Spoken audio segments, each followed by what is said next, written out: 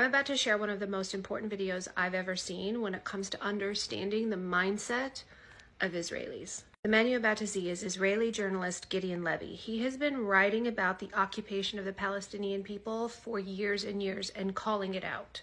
He's going to describe the three things that most, if not all, Israelis believe about themselves. Listen very closely.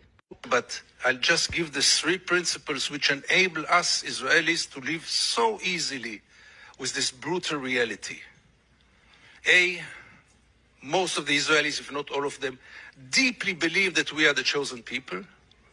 And if we are the chosen people, we have the right to do whatever we want. B, there were more brutal occupations in history. There were even longer occupations in history, even though the Israeli occupation gets to quite a nice record. But there was never in history an occupation in which the occupier presented himself as the victim.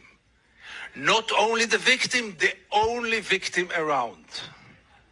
This also enables any Israeli to live in peace because we are the victims.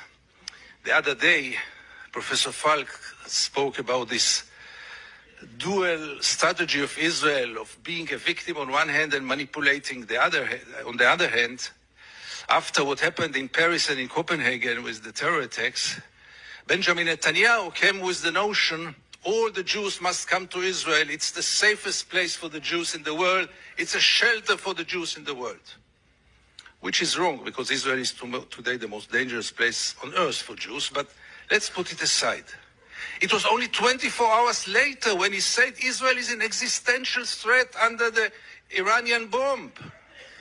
And I asked myself, how can you dare call Jews to come and to join this suicidal project when the Iranians are going to bomb us?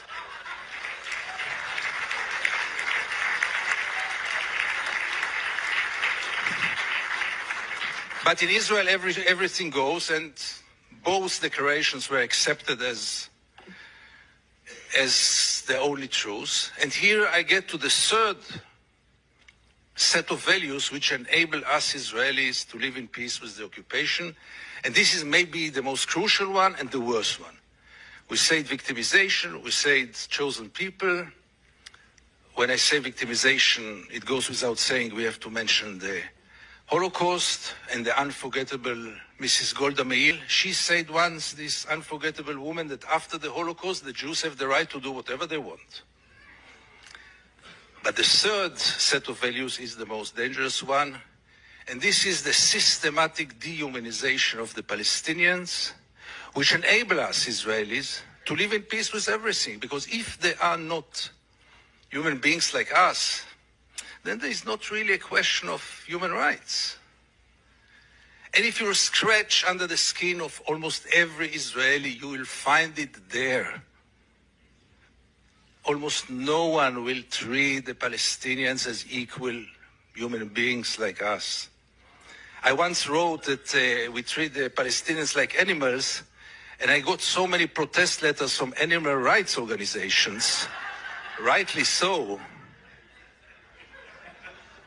But by the end of the day, how many Israelis did ever try for a moment to put themselves in the place of the Palestinians for a moment, for one day? What a great question.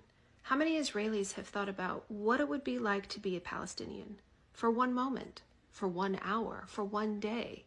How many Israelis have thought about what it would be like to be under brutal occupation, to be treated as subhuman every single day? And if they thought about that, if they put themselves in that position for one moment, for 1 hour, for one day, how long until they too rise up and resist?